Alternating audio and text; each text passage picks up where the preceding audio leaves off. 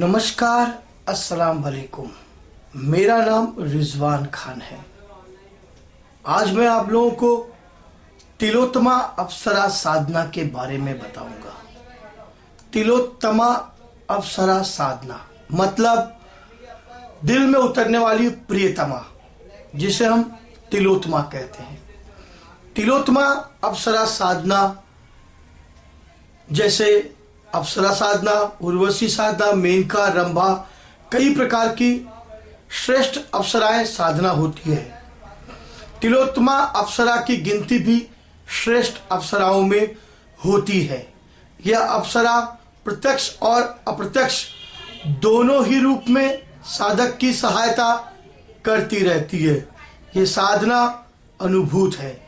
इस साधना को करने से सभी सुखों की प्राप्ति होती है।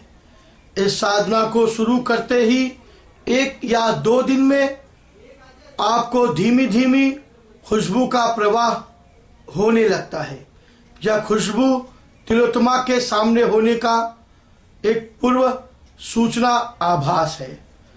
अप्सरा का प्रत्यक्षीकरण एक श्रम साध्य कार्य है। मेहनत बहुत जरूरी है। एक बार अप्सरा प्रत्यक्षीकरण के बाद कुछ भी दुर्लभ नहीं रह जाता। इसमें कोई दो राय नहीं है। यह क्रिया आप खुद स्वयं भी कर सकते हैं। अप्सरा साधना एक गोपनीयता की श्रेणी में आती है।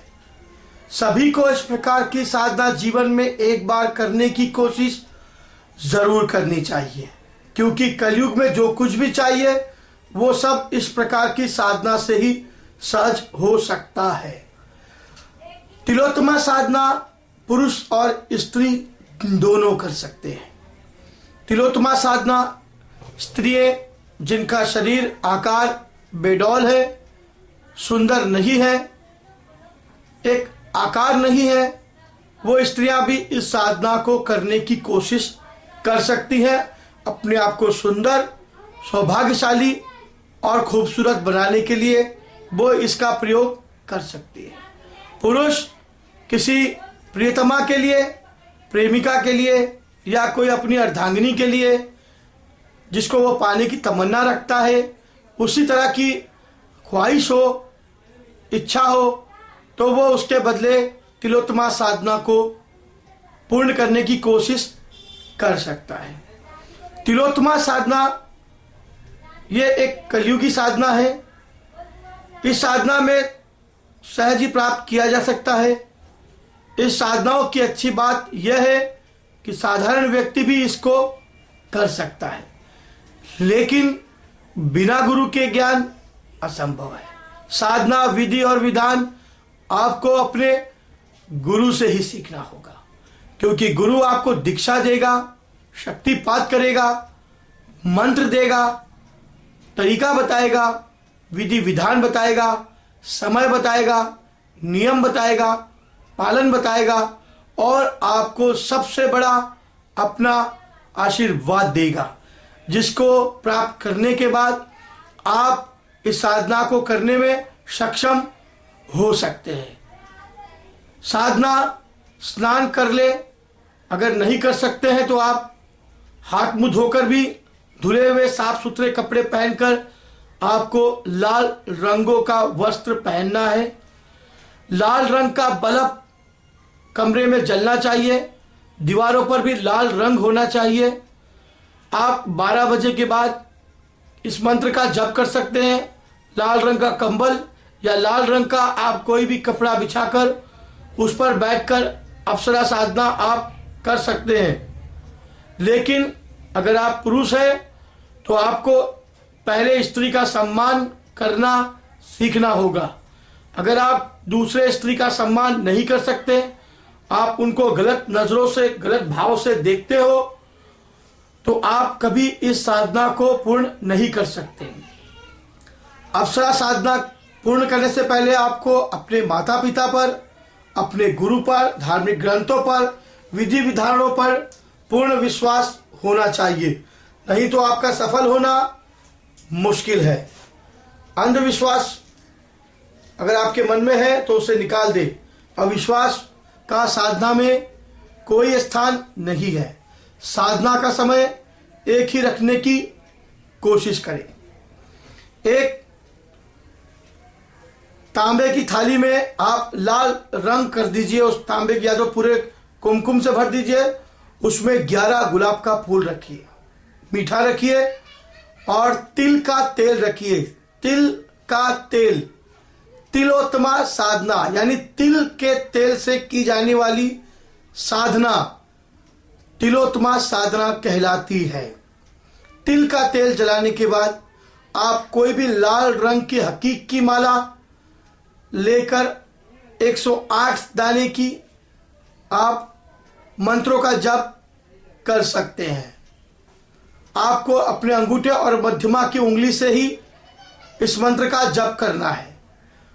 आपको हर रोज 1100 मर्तबे मंत्रों का जप करना होगा। 11 दिन की साधना है। आपको इसका अनुभव 2 दिन में ही देखने को मिलेगा।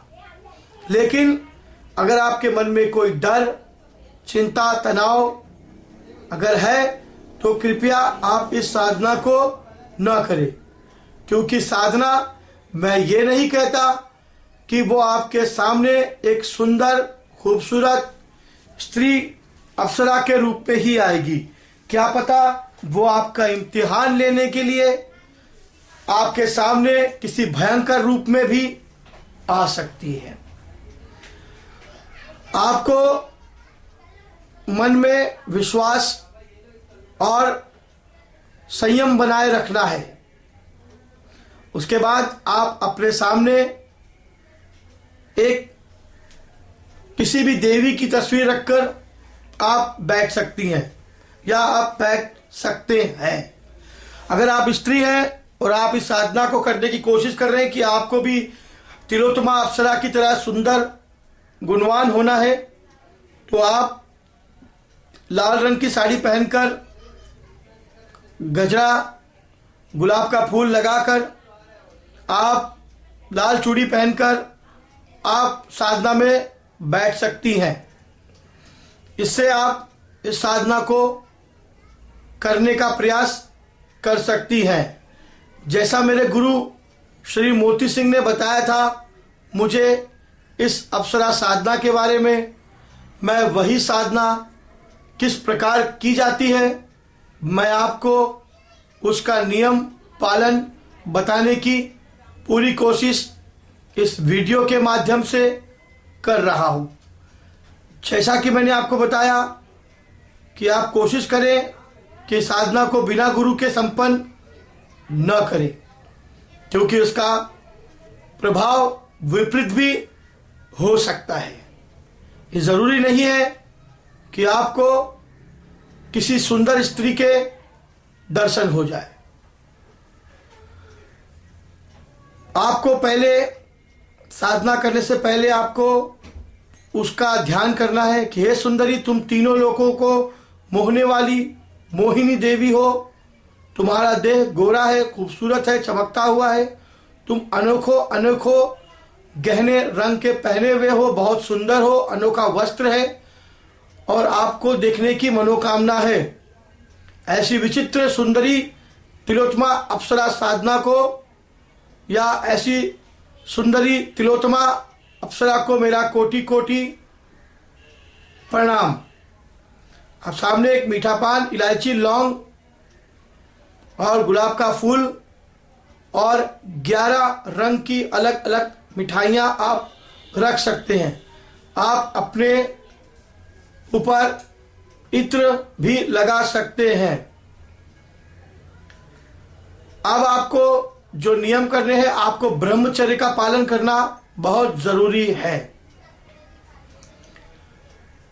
केवल आपको अपने ही माता पिता, अपने गुरु, अपने इष्ट का ही ध्यान करना है और आपको ये कोशिश करना है कि आप अप्सरा साधना को सिद्ध करने में सफल हो जाएंगे। आपको जो नहीं करना है, जिसका नियम आपको करना है, वो है आपको मांस, शराब, अंडा, नशे, तंबाकू और तामसिक भोजन से आपको ज़्यादा दूर रहना होगा।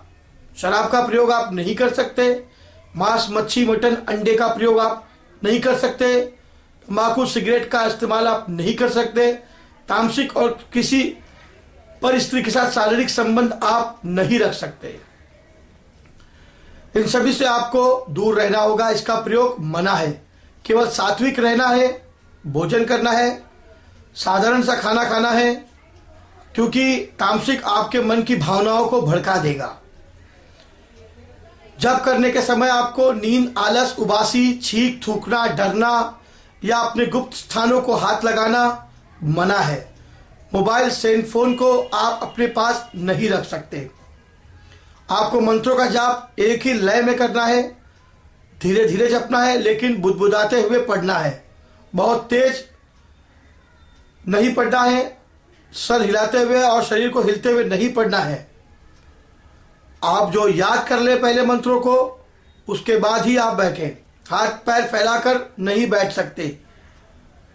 आप एक मुद्रा में ही बैठ सकते हैं। हाथ पैर बदलने की भी आपको इसमें जरूरत नहीं। आप अपना हाथ भी नहीं हिला सकते, ना अपने शरीर को आप हिला सकते हो, ना दाएं बाएं देख सकते हो, और ना ही आगे पीछे। आपको सिद्ध करना है इस साधना को, लेकिन उसके पहले आपको स्त्रियों का सम्मान करना जरूरी है। अगर आप ऐसा करते हैं तो आपको अप्सरा साधना जरूर सिद्ध हो जाएगी। बाकी महाकाली की इच्छा, क्योंकि वो देवी जगत जननी है। साधना से किसी को नुकसान पहुंचाने पर साधना की शक्ति समाप्त हो जाती है, और इसका दिखावा न करे। इसलिए अपनी साधना की रक्षा आपको खुद करनी है। किसी को भी शक्ति का प्रदर्शन कराने की जरूरत नहीं है। यहाँ कोई किसी के काम नहीं आता, लेकिन फिर भी कभी कभार किसी न किसी को बहुत ही ज्यादा जरूरत लगे, तभी आप इस साधना को करने के बाद आप सामने वाले की मदद कर सकते हो। वैसे ये सिर्फ साधक का भला करने वाली है।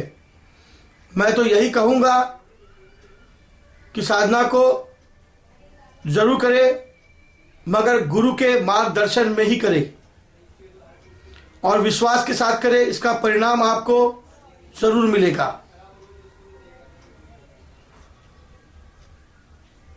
मंत्र जो ये है,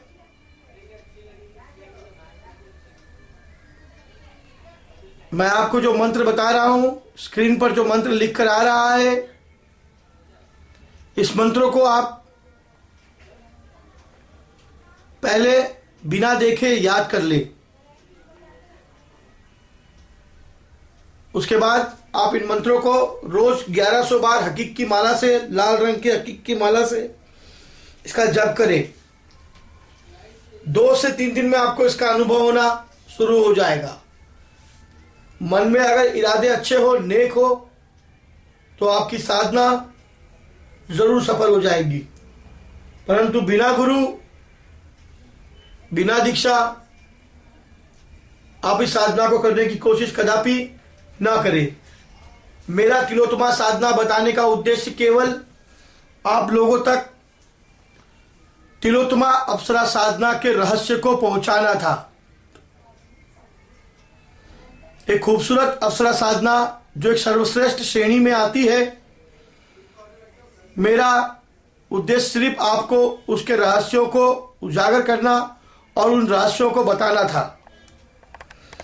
मैं आशा करता हूं कि आप लोगों को मेरा यह वीडियो पसंद आया होगा, जिसके लिए आप मुझे लाइक और सब्सक्राइब जरूर करें, कमेंट दें। मैं कोशिश करूंगा कि आपको और भी ऐसी साधनाएं जो मेरे परम पूज्य गुरुदेव श्री मोती सिंह राठौड़ जूनागढ़, जिन्होंने की थी साधना, अघोरित है, उन्होंने मुझे इसका रहस्य बताया था, मंत्र बताया था, तो मैं उसको आप लोगों के सामने उजागर करने की पूरी कोशिश कर रहा हूं। मुझे आपका साथ चाहिए, प्यार चाहिए और आप लोगों का आशीर्वाद चाहिए।